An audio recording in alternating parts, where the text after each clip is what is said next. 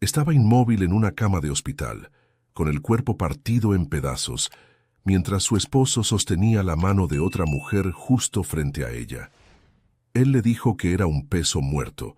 Le dijo que había vendido el departamento donde vivían.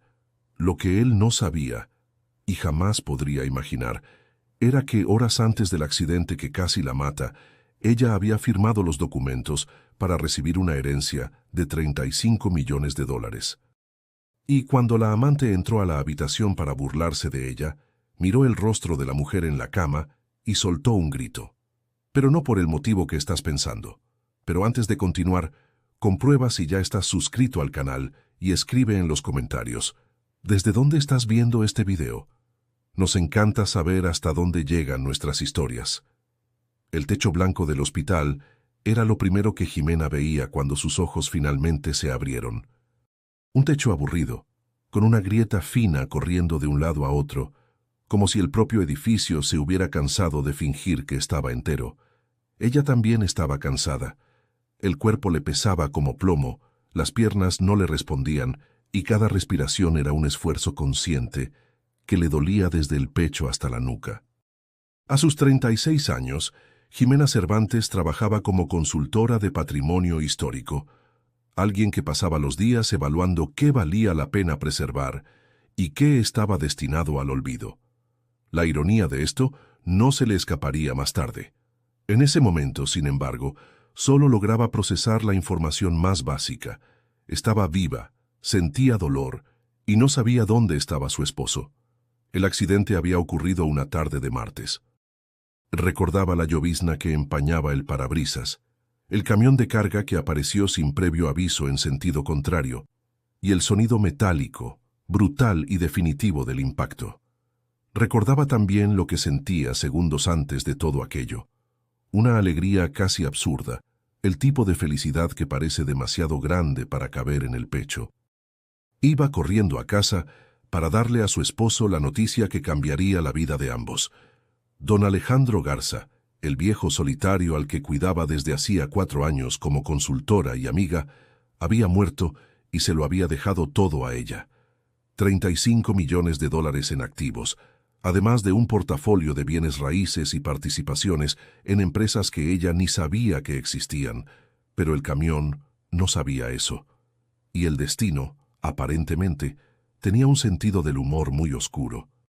La enfermera que entró a la habitación tenía el rostro cerrado de quien lleva 12 horas de turno y no quiere platicar.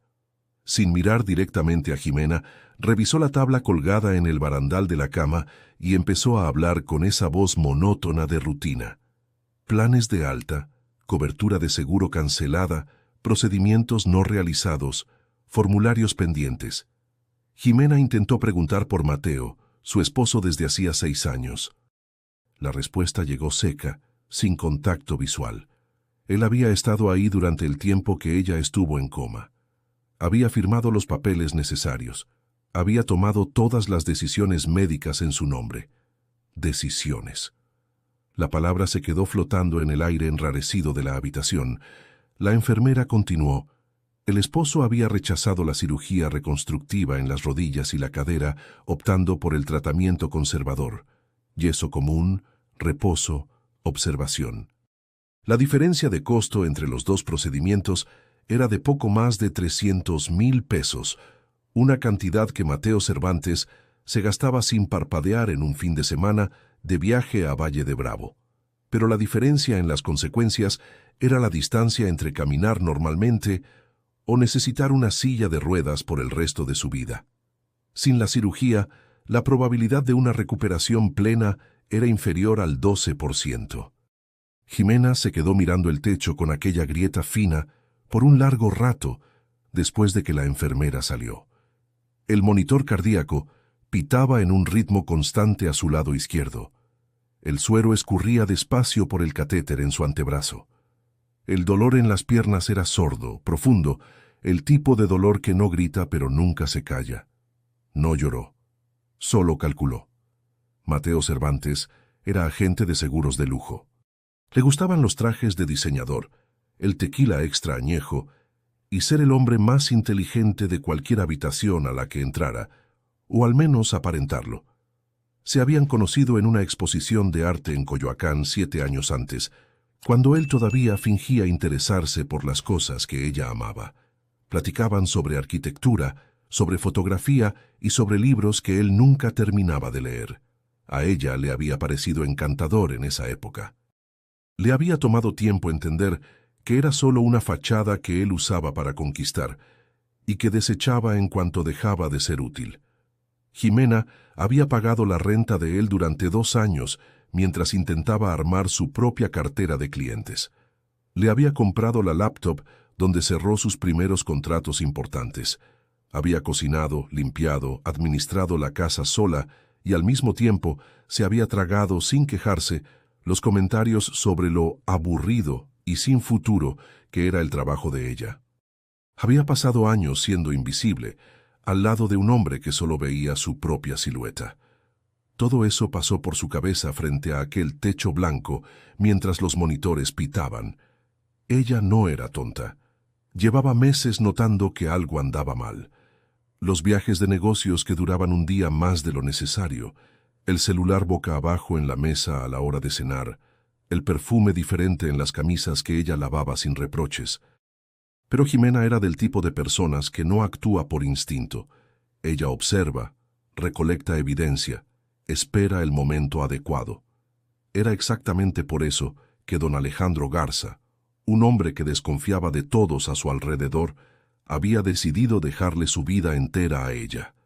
La puerta de la habitación se abrió de golpe.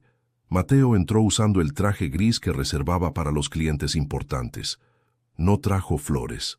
No bajó el ritmo de sus pasos al ver el estado en el que ella estaba. No le preguntó si le dolía algo. Caminó hacia la cama como si fuera a una junta de cobranza. Lo que Jimena pronto se dio cuenta era exactamente lo que era. Arrojó un sobre la cobija. El papel golpeó contra el yeso de la pierna con un chasquido seco, como una acusación formal. Eran los papeles del divorcio. Habló durante casi 5 minutos sin parar. Dijo que su carrera estaba despegando, que había cerrado una sociedad con inversionistas internacionales, que necesitaba una esposa que caminara a su lado en eventos y cenas y que pudiera jugar tenis con los clientes un domingo por la tarde sin necesitar una rampa de acceso. Dijo que ella era un ancla, que lo jalaba hacia el fondo cuando él necesitaba volar.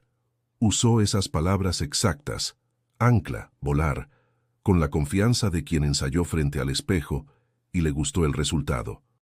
Dijo también que había transferido los 2 millones de pesos de la cuenta mancomunada a un fondo en el extranjero que, coincidentemente, ya había perdido todo su valor en una inversión de alto riesgo que había fracasado esa misma mañana. Dijo que las tarjetas de crédito habían sido canceladas.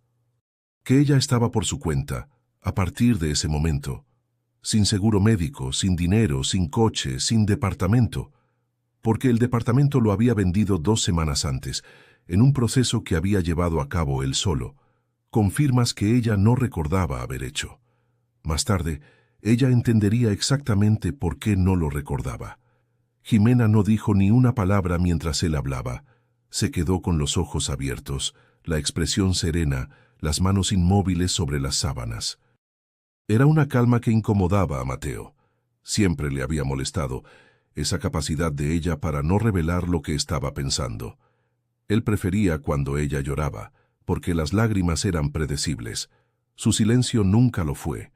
Cuando terminó y se acomodó la corbata con ese gesto de quien acaba de resolver un trámite burocrático sin importancia, ella solo lo miró, sin lágrimas, sin gritos, con esa expresión tranquila que él nunca logró descifrar.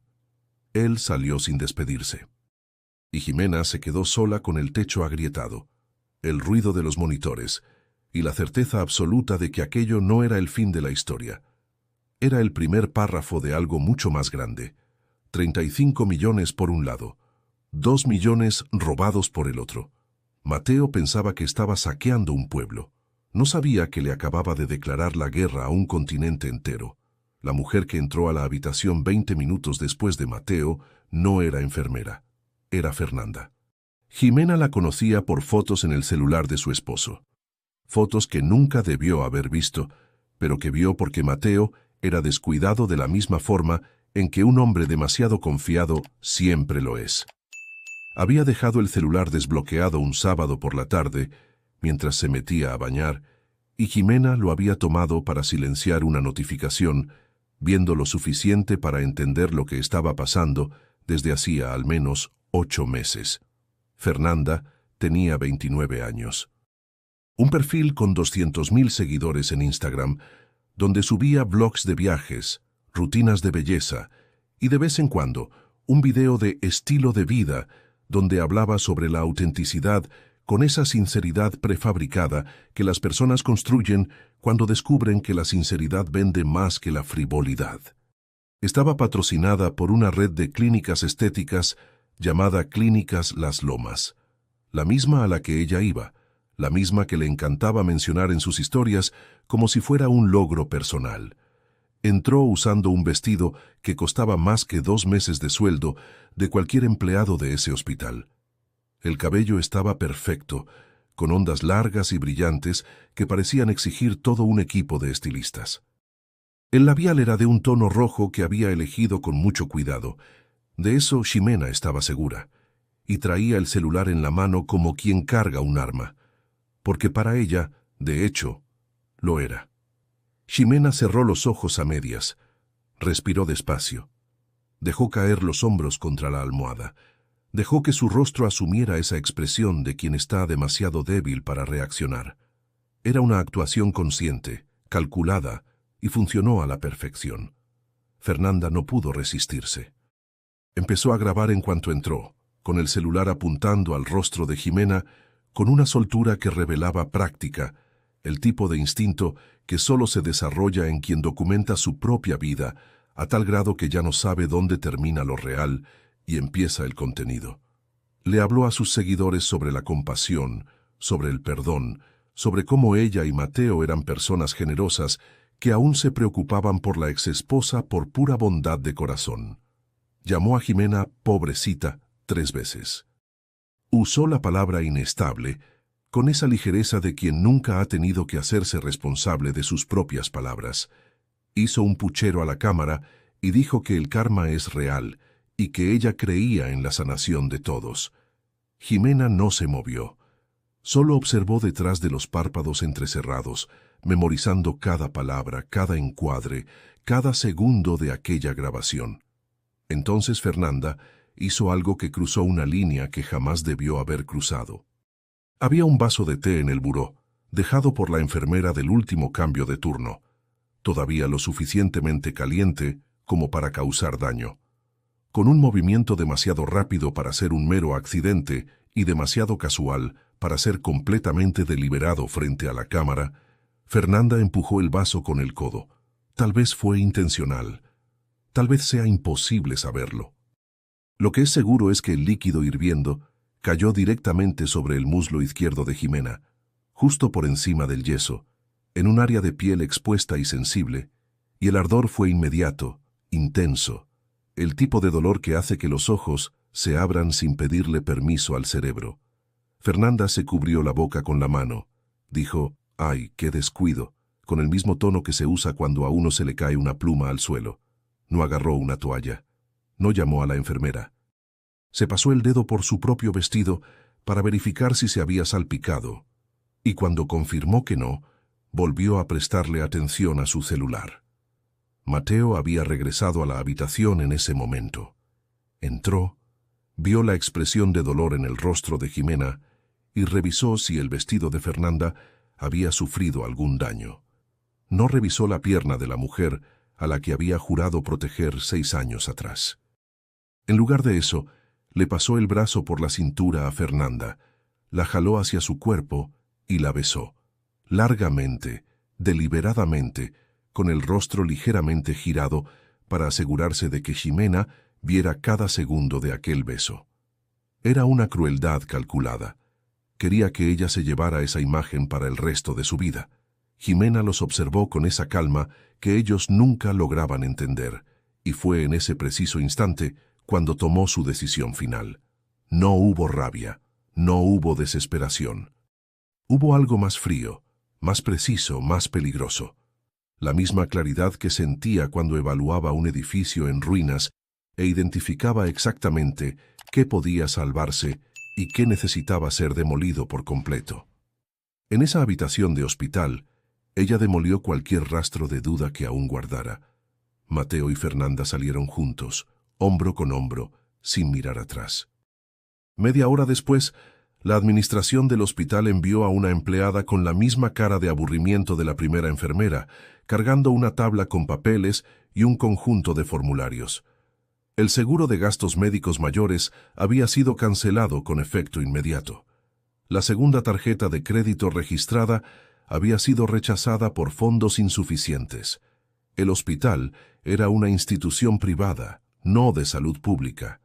El tratamiento continuo requeriría un depósito en garantía. Aparecieron 2 camilleros. Jimena fue transferida a una silla de ruedas común, con el yeso raspando dolorosamente contra el metal. Fue llevada por el pasillo principal, mientras el personal de la central de enfermeras fingía estar ocupado en otras cosas. La metieron a un elevador. Bajó hasta la planta baja. Las puertas automáticas de cristal se abrieron y el ruido de la Ciudad de México entró de golpe, junto con una ráfaga de viento frío y húmedo. Los camilleros empujaron la silla hasta el borde de la banqueta y se regresaron hacia adentro sin decir una palabra. Jimena se quedó ahí, sola, en una tarde de martes con llovizna, usando la bata delgada del hospital, con una bolsa de plástico amarilla sobre el regazo que contenía su cartera, las llaves destruidas de un coche que ya no existía, y una moneda de 10 pesos que nadie se había tomado la molestia de robar. Entonces, la camioneta de Mateo dio la vuelta en la esquina. Era una SUV grande y oscura, y ella la reconoció por el sonido del motor antes de verla.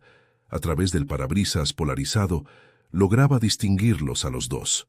Mateo al volante, Fernanda al lado, manoteando y riéndose de algo. La camioneta redujo ligeramente la velocidad al pasar frente al hospital.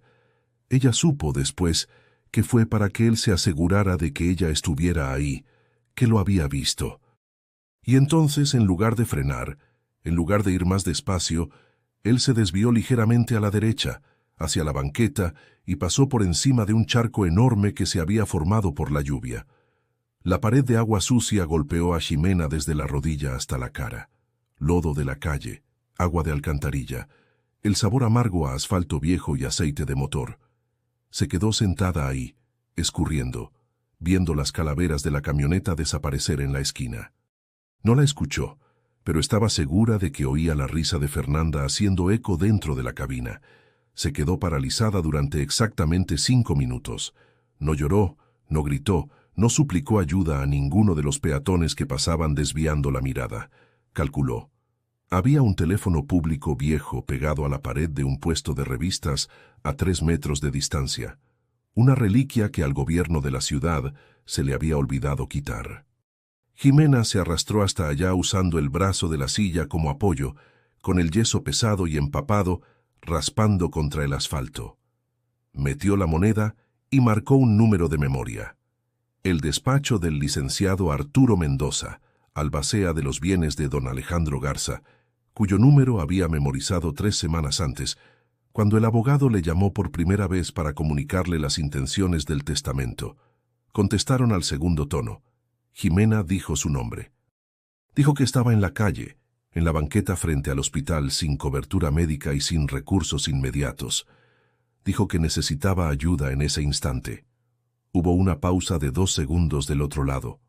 Luego la voz del abogado cambió de tono por completo, abandonando el formalismo de recepción y asumiendo esa urgencia contenida de quien había estado esperando esa llamada. Había un equipo intentando localizarla desde hacía horas.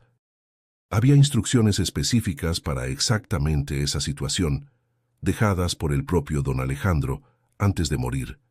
Ella no debía moverse. Colgó y esperó. 12 minutos después, un auto negro y completamente silencioso dio la vuelta en la esquina con la precisión de quien conoce cada calle de la ciudad.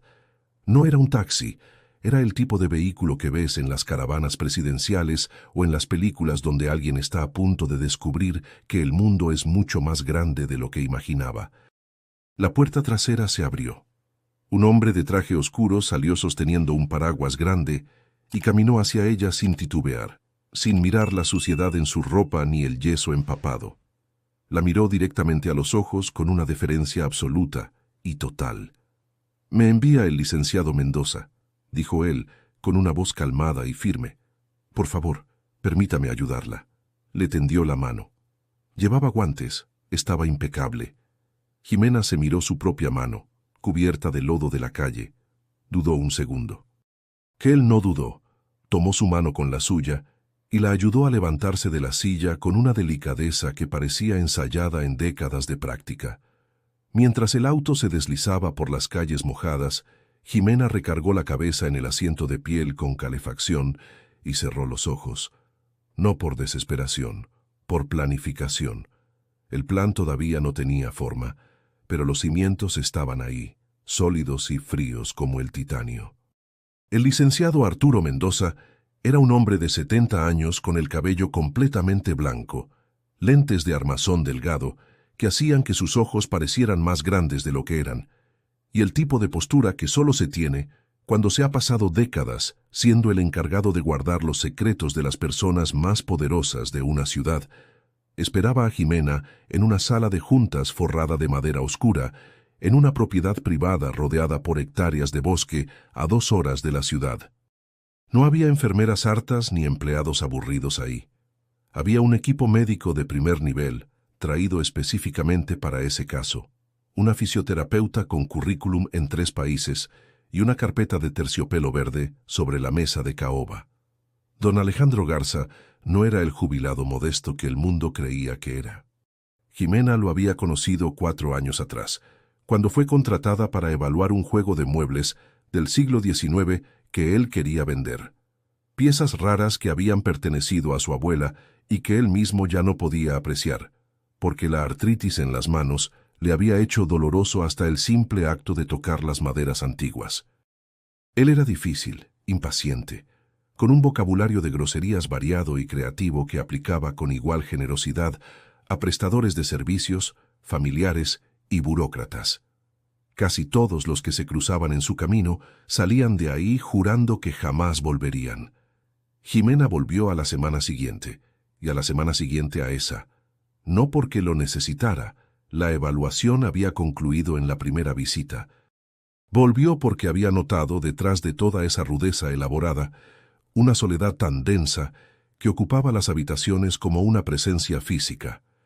Don Alejandro hablaba de sus hijos, que solo le llamaban cuando necesitaban dinero, de su esposa, que había muerto 16 años atrás y cuyo nombre ya nadie pronunciaba frente a él, de las guerras que había librado en los negocios y ganado, y de las que había librado en casa y perdido de maneras que nunca sabrían nombrar.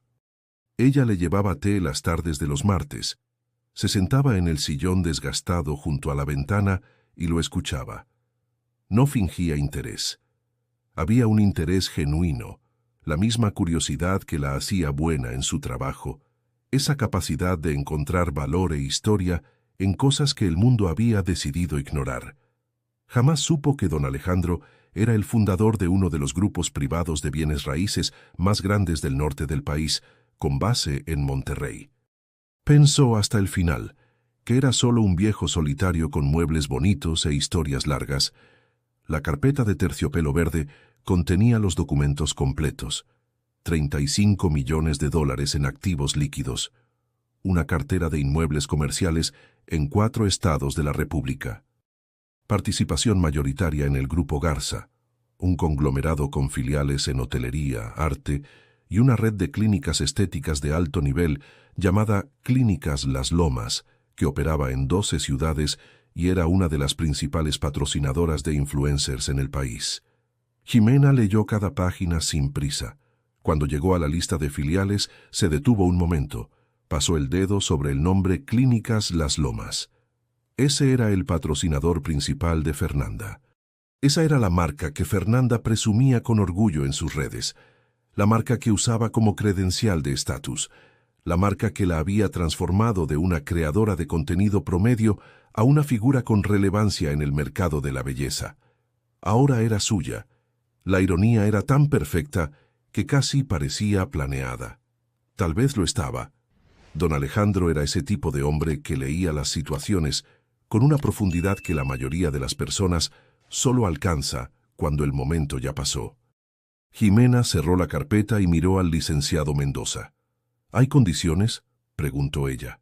Había una. El abogado abrió otra carpeta, más pequeña, y empezó a explicar. Don Alejandro había previsto exactamente esta situación, la de una mujer saliendo de una vida difícil y heredando un imperio sin preparación, rodeada de personas que intentarían aprovecharse de la novedad de la riqueza. Por eso, había incluido en el testamento una condición que el propio abogado llamó con una sonrisa discreta cláusula de protección estratégica. 6 meses de silencio absoluto. Jimena necesitaba desaparecer del mapa. Para el mundo, sería una mujer más sin recursos que se había esfumado en el sistema. Para la realidad, estaría en esa propiedad, bajo cuidados médicos de primer nivel, sometida a rehabilitación física intensa y un entrenamiento corporativo riguroso. 0 contacto con nadie de su vida anterior. Ningún movimiento público, ninguna revelación de identidad. Y durante esos 6 meses, mientras ella se reconstruía, los abogados estarían trabajando en silencio, auditando los años de matrimonio de Jimena, rastreando las transferencias ilegales de Mateo, documentando las falsificaciones, preparando cada pieza de la demanda que vendría después. ¿Y al final de los 6 meses?, preguntó Jimena. Al final, dijo el licenciado Mendoza, quitándose los lentes y limpiando los cristales, en un gesto que parecía más reflexivo que necesario. Usted entra, como presidenta del Grupo Garza, con todo documentado y todo preparado. Jimena pensó en Mateo en ese momento. Pensó que probablemente estaba en algún restaurante caro de Polanco, celebrando con Fernanda, convencido de que había dejado atrás a una mujer destruida, sin dinero, sin salud, sin futuro. Pensó en 6 meses enteros de silencio. 6 meses mientras ellos gastaban y se endeudaban y se convencían de que habían ganado. Era perfecto. No era una restricción. Era un arma. Firmó los documentos con el nombre que don Alejandro había pedido en la carta escrita a mano anexada al testamento. Jimena Garza. El nombre de la heredera. El nombre de la presidenta. La cirugía se llevó a cabo esa misma noche. 3 cirujanos especializados en ortopedia de alto grado le quitaron el yeso barato que Mateo había autorizado y realizaron la reconstrucción completa con placas de titanio en las articulaciones comprometidas. El médico que dirigió el procedimiento examinó el yeso original con la expresión de quien está frente a algo que no debería existir en un país civilizado. Dijo que una semana más con ese tratamiento y la discapacidad habría sido permanente e irreversible. Dijo que la decisión había sido deliberada o incompetente a un nivel que exigía una investigación criminal. Jimena no respondió. Solo firmó la hoja de consentimiento y le dio las gracias.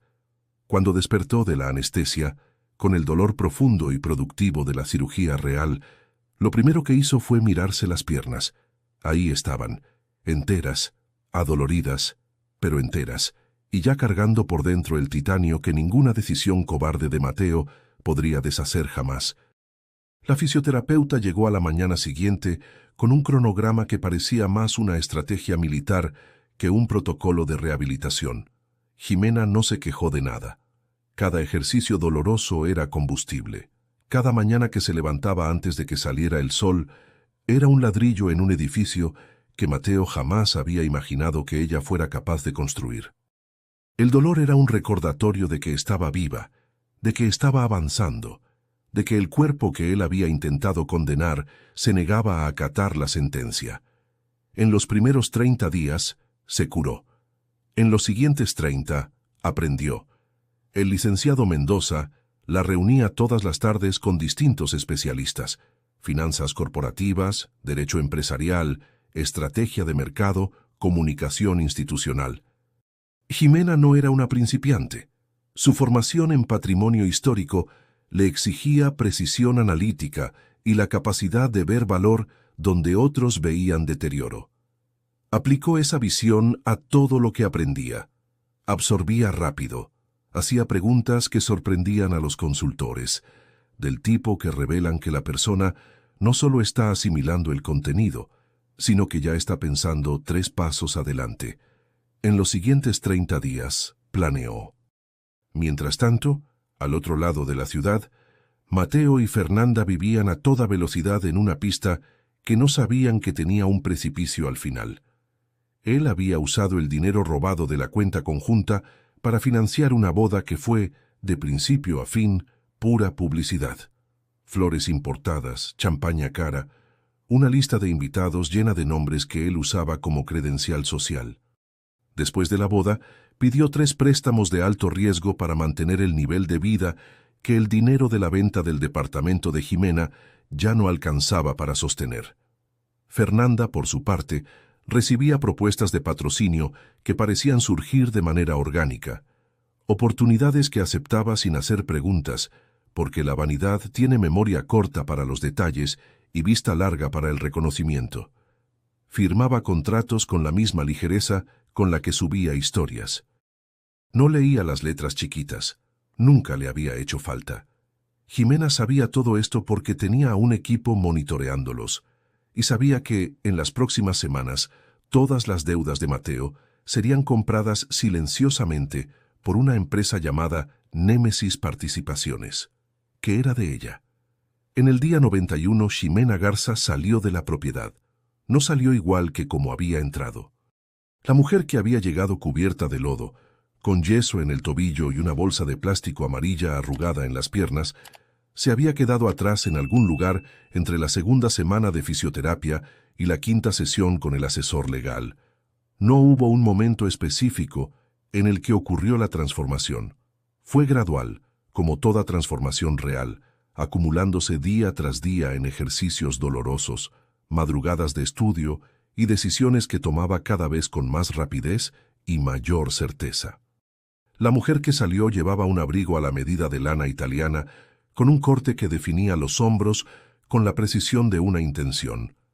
Su cabello estaba diferente, un corte asimétrico y exacto que enmarcaba su rostro como una armadura discreta. Y caminaba sin cojear, sin bastón, sin dudar. Cada paso sobre la grava de la entrada de la propiedad era una afirmación que no necesitaba público para ser verdadera. El equipo de Némesis Participaciones la esperaba en la oficina con los reportes completos. La adquisición de las deudas de Mateo se había concluido la semana anterior, distribuida en 3 operaciones separadas para no levantar sospechas. Jimena era ahora la única acreedora de todo lo que él debía: el penthouse, la camioneta rentada a nombre de la empresa, los 3 préstamos personales, incluso la línea de crédito que él había abierto a nombre de su inmobiliaria. Él no lo sabía. Seguía convencido de que trataba con acreedores anónimos e impacientes, sin imaginar que detrás de cada requerimiento de pago estaba el mismo rostro. El segundo expediente era sobre Fernanda.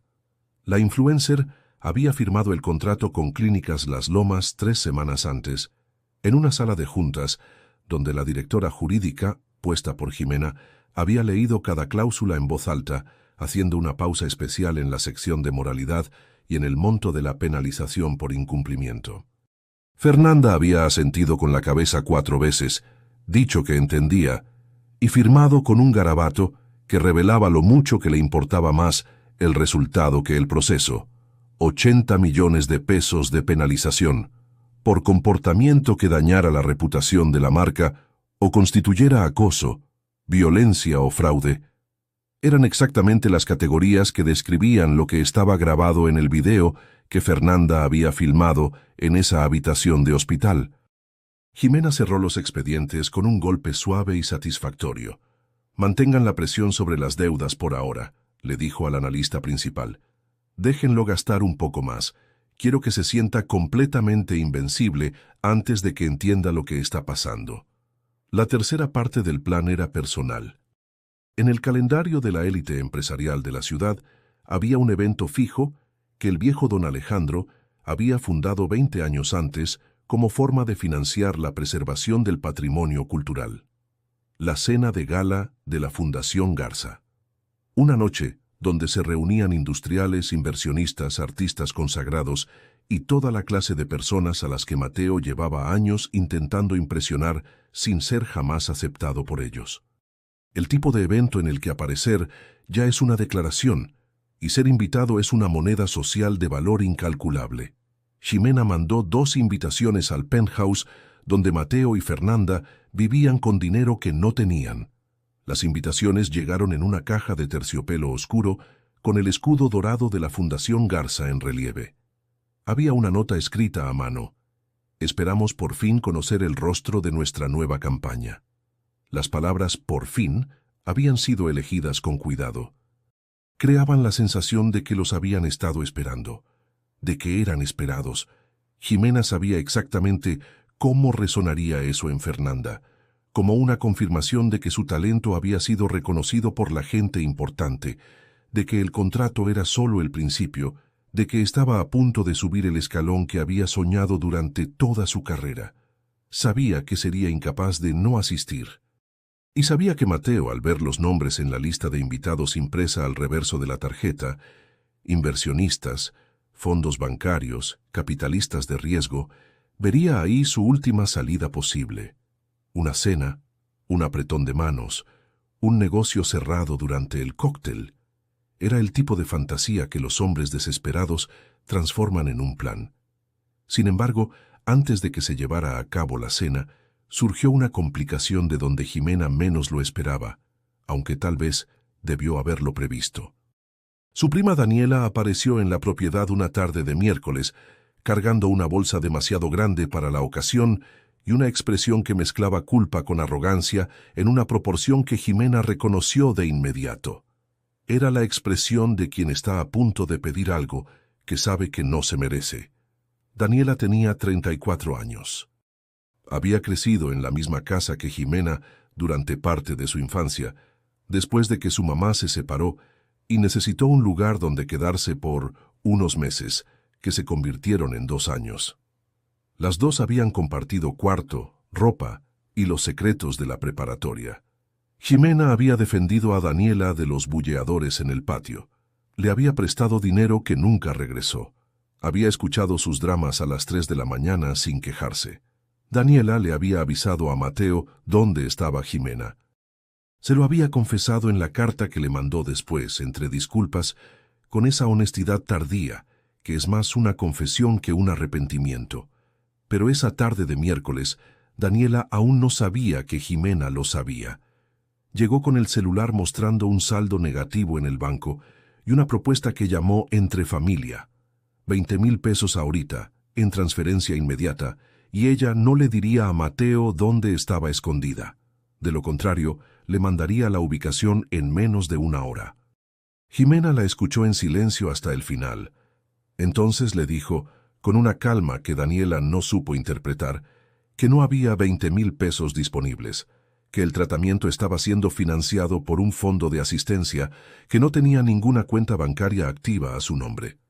Le dijo que si le avisaba a Mateo, él aparecería y haría que la echaran a la calle. Esperó. Le dio a su prima todos los segundos necesarios para tomar la decisión correcta. Daniela se levantó de golpe, tirando la silla con un ruido que hizo eco en el silencio de la sala.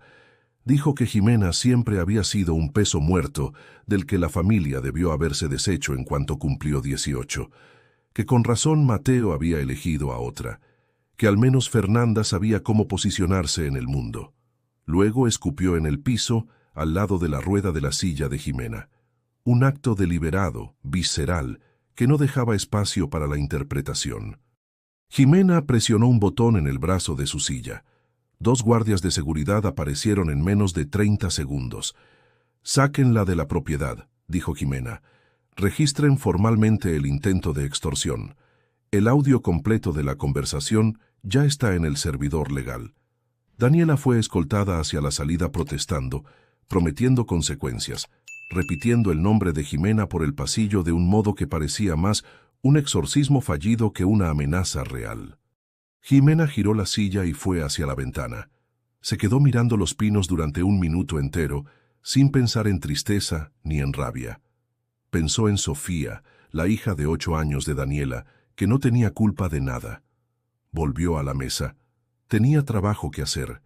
La cena de gala se llevó a cabo un viernes de octubre, cuando la Ciudad de México todavía guardaba el calor de los últimos días de verano, pero el viento que soplaba por Reforma ya anunciaba que algo estaba a punto de cambiar. Jimena llegó al hotel una hora antes que los invitados, acompañada solo por el licenciado Mendoza y 2 miembros de su equipo legal. Caminó por el salón de alfombra color vino mientras los empleados terminaban los últimos detalles. Verificó la distribución de las mesas.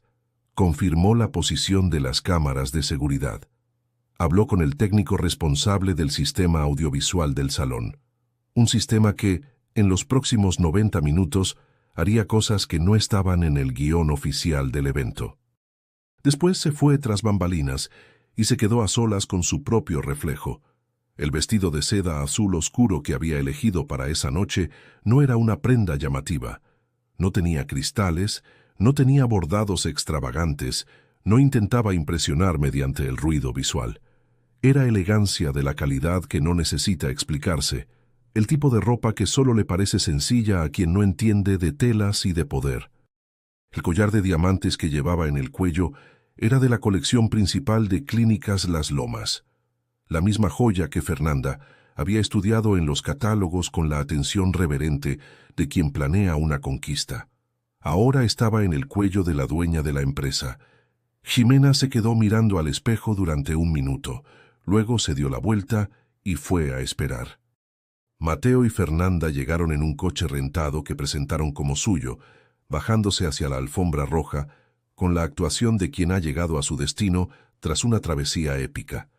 Fernanda usaba el vestido de cristales por el cual Mateo había empeñado su Rolex, el reloj que había comprado con la primera gran comisión de su carrera, el que juraba que algún día le heredaría al hijo que nunca tuvieron.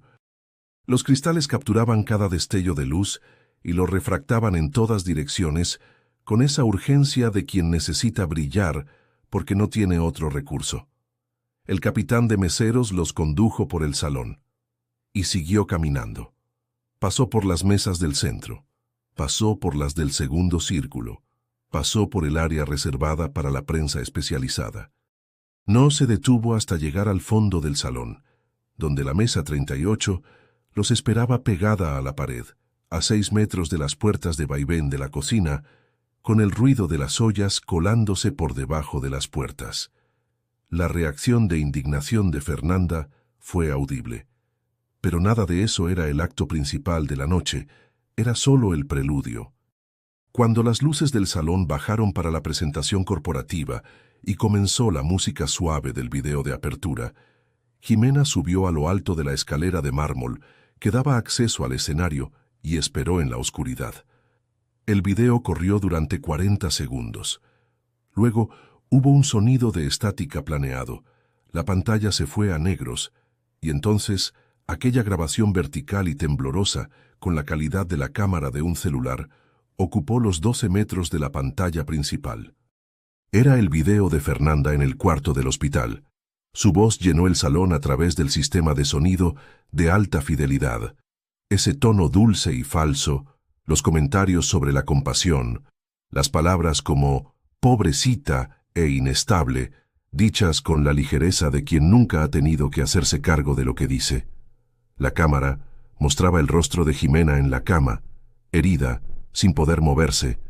Mostraba el vaso de té cayendo sobre su pierna expuesta.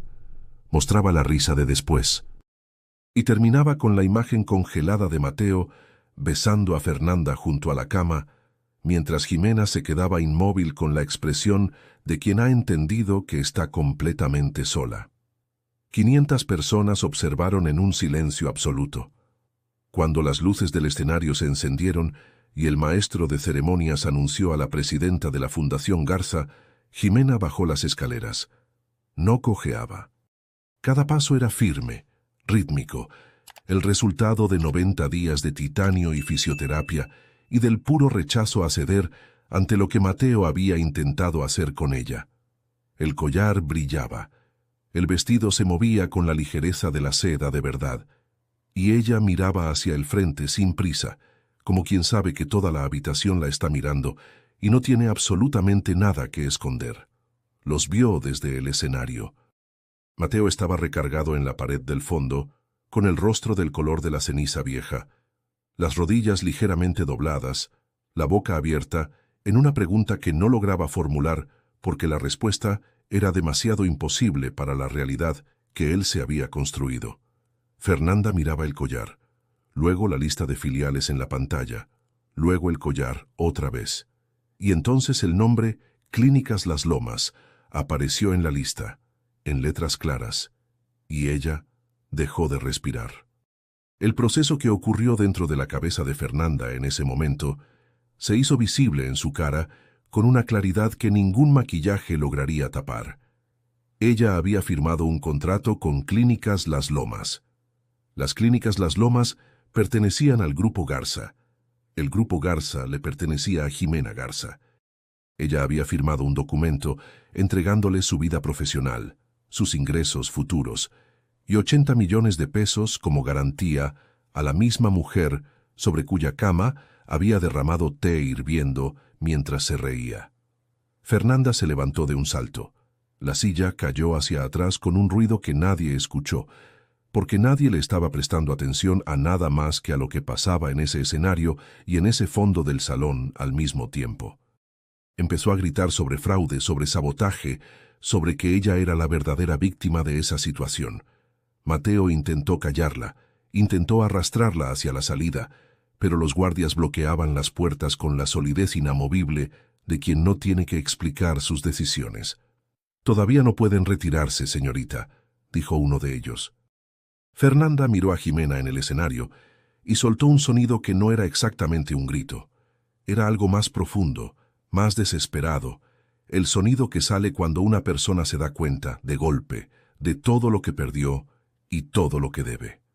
«Ella tiene el contrato», dijo Fernanda con la voz quebrada. «Ella es mi dueña». La frase se quedó flotando en el salón durante 3 segundos que parecieron una eternidad. Jimena se inclinó hacia el micrófono.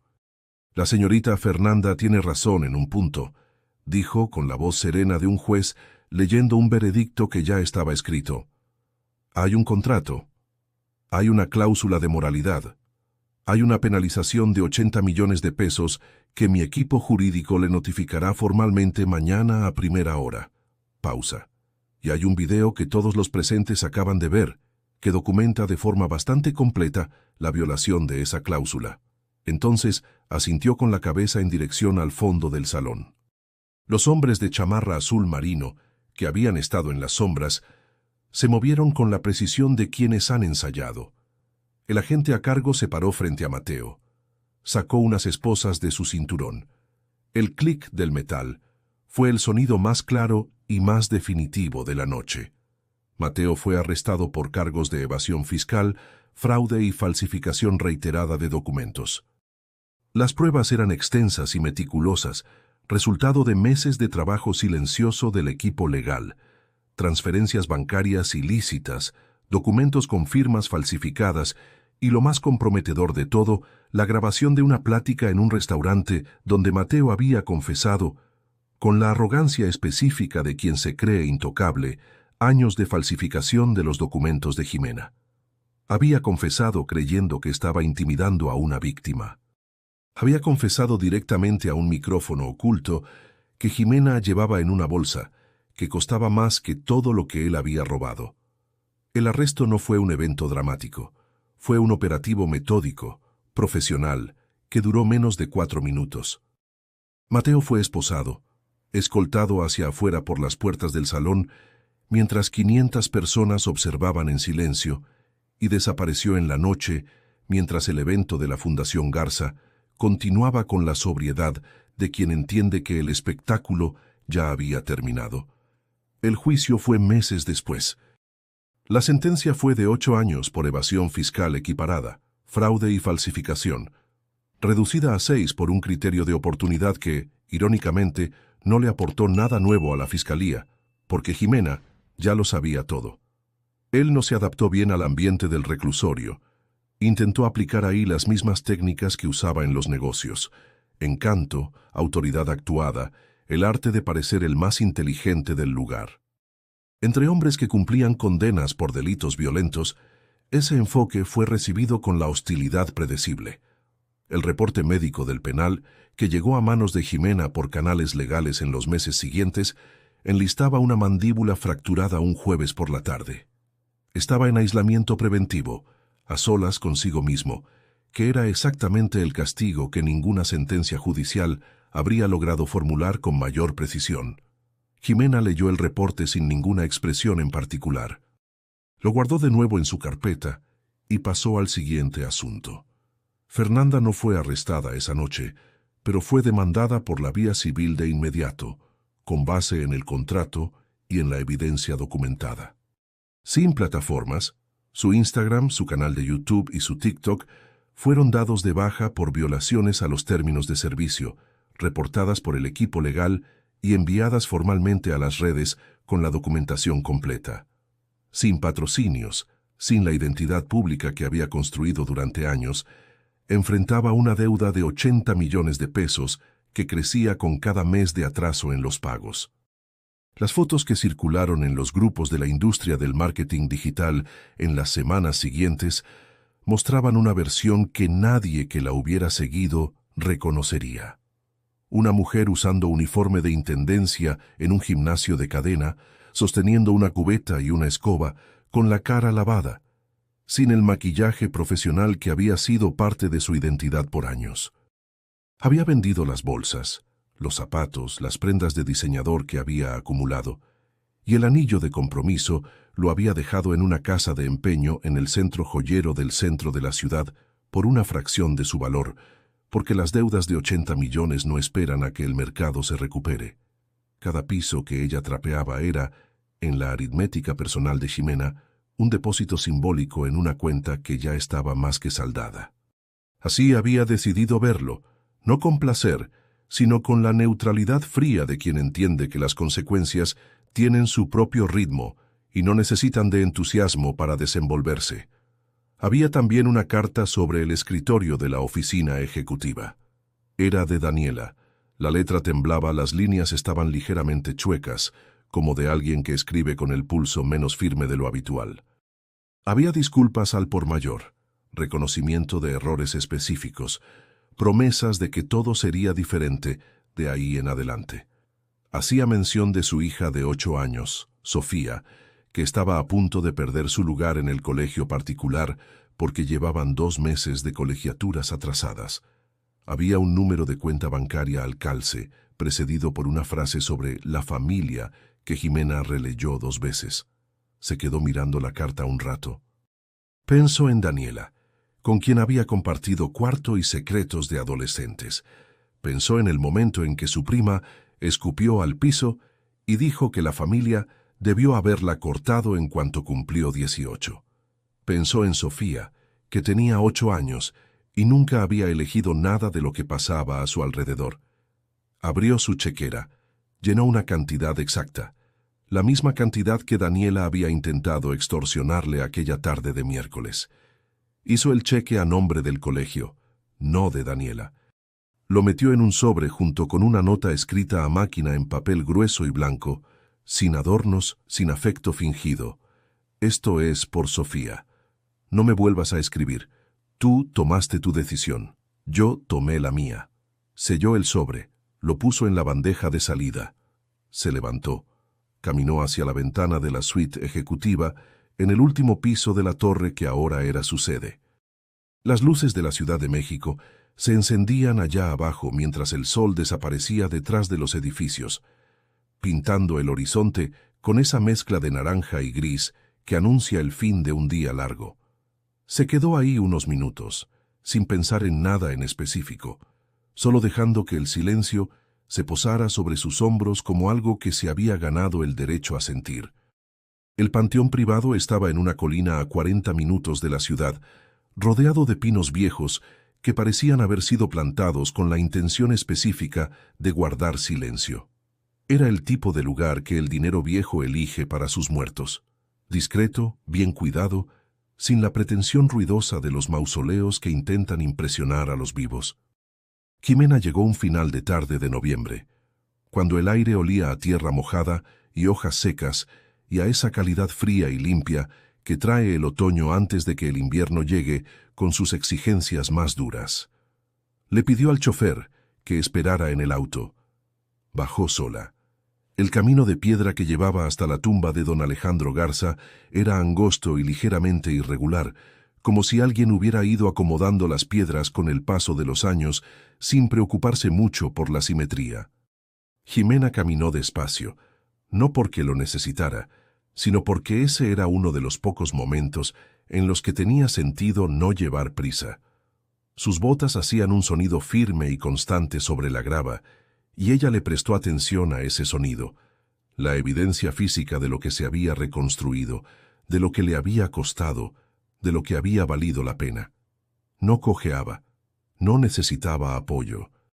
Las piernas que Mateo había intentado condenar a la inmovilidad la cargaban con una solidez que era, para ella, la forma más completa de respuesta a todo lo que había pasado en esos últimos meses. La lápida de don Alejandro era de cantera negra, sencilla y sin adornos excesivos, con su nombre, las fechas y una frase que él mismo había elegido antes de morir y que le comunicó al licenciado Mendoza una tarde de martes, entre una taza de té y una anécdota sobre la guerra, construido sobre el silencio y la fuerza. Jimena puso el ramo de rosas blancas contra la base de la piedra. Eran sus flores favoritas. Él decía que las rosas rojas eran para las pasiones que no tenían paciencia, pero las rosas blancas eran para el respeto que perdura después de que la emoción se acaba. Se quedó de pie por un momento. El viento movía suavemente las ramas de los pinos alrededor, y ese era el único sonido. No rezó, no lloró. Don Alejandro había sido muy claro sobre ambas cosas. Llamaba a la oración pública ruido dirigido al vacío, y a las lágrimas desperdicio de hidratación. A cambio, había pedido una vez en una tarde de martes en la que ambos estaban particularmente callados, que si alguien algún día iba a su tumba, fuera de pie y con las manos limpias. Jimena estaba de pie, y tenía las manos limpias. «Ya está hecho, don Alejandro», le dijo al viento frío en voz baja, sin necesitar volumen para ser sincera. «La empresa está bien. Las personas que no debían estar ahí fueron removidas. Y por fin soy la mujer que usted vio en mí en aquellas tardes de martes, cuando ni yo misma lograba verlo». Se quedó un momento más, luego se dio la vuelta y empezó a bajar la colina. La grava crujía bajo sus pies, las hojas amarillas caían de los pinos con esa prisa serena de las cosas que saben que ya es hora. El auto negro esperaba al final del camino, con el chofer de pie junto a la puerta trasera abierta, respetuoso y silencioso como siempre. Antes de subir al coche, Jimena metió la mano al bolsillo de su abrigo. Sus dedos encontraron un anillo delgado de oro, ligeramente desgastado en los bordes, con ese desgaste que los años de uso diario le producen a cualquier metal, por más resistente que sea. Era su argolla de matrimonio. 6 años de una vida que había durado demasiado tiempo y había costado más de lo que cualquier cálculo anticipado hubiera podido prever. La había guardado esos meses no por sentimentalismo, no por apego a lo que había sido, sino como prueba, como un recordatorio físico que podía sostener en la mano cuando lo necesitaba, de que había sobrevivido a una versión de sí misma que pedía perdón por ocupar espacio. Entraron al puente que cruzaba el río Ancho. Los tensores de acero se alzaban a ambos lados como las costillas de una estructura enorme y paciente. Allá abajo, el agua seguía su curso con esa indiferencia profunda y constante que tienen los ríos, una indiferencia que no es frialdad, sino que es simplemente la naturaleza de lo que existe sin necesitar la aprobación de nadie. Jimena bajó la ventana. El aire frío entró de golpe, trayendo el olor a río y a la noche que se acercaba. Sostuvo el anillo sobre la barandilla por un segundo, tan pequeño contra el fondo del río ancho y oscuro, tan insignificante, tan desprovisto de poder real sobre cualquier cosa que importara. Abrió la mano. No vio cuando salpicó. No necesitaba verlo. Lo que importaba era la sensación, un peso saliendo de sus dedos, saliendo de la palma de su mano, saliendo de algún lugar más profundo que ella no lograría nombrar con precisión, pero que reconocía como real. Era un peso que había cargado durante más tiempo del que debía y que acababa de aterrizar en el fondo de un río que no le guardaría rencor por ello. Subió la ventana. El silencio regresó denso y cómodo. El chofer la observó brevemente por el espejo retrovisor con esa discreción profesional que no pregunta lo que no le corresponde preguntar. «Estamos llegando al cruce, licenciada Garza», dijo él, con la voz neutral y respetuosa de los momentos que exigen espacio. «¿Hacia dónde vamos?» Jimena se recargó en el asiento de piel. Cruzó las piernas. Miró hacia el parabrisas, donde la ciudad se abría frente a ellos en todas direcciones. Luces de ventanas, semáforos cambiando de color, calles convergiendo y dividiéndose y siguiendo hacia lugares que ella aún no había visitado. El pasado estaba en el fondo del río. La cuenta estaba en ceros, no en el sentido de que hubiera sido olvidada, sino en el sentido de que había sido pagada en moneda real y en la moneda más cara de todas, que es el tiempo. El futuro estaba en blanco, con ese blanco específico de las páginas que están esperando ser llenadas, por quien ya aprendió a escribir de una manera distinta. Ella tenía la pluma en la mano. Sonrió.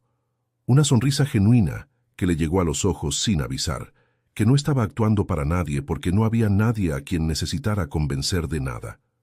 «A donde yo quiera», dijo ella, con una voz que ya no reconocía como la voz de la mujer que había pedido perdón por existir. Era la voz de una mujer que sabía exactamente cuánto valía cada palabra que pronunciaba. «El mundo entero ahora es mío». El auto avanzó. Las luces de la ciudad pasaron por las ventanas como las páginas de un libro que apenas se estaba escribiendo. Y Jimena Garza miró hacia el frente. Ahora, si te gustó esta historia, haz clic en suscribirte y dime en los comentarios, ¿qué parte te dejó con la boca abierta? Y no olvides hacerte miembro para tener acceso a videos exclusivos que no publico aquí. Te espero allá.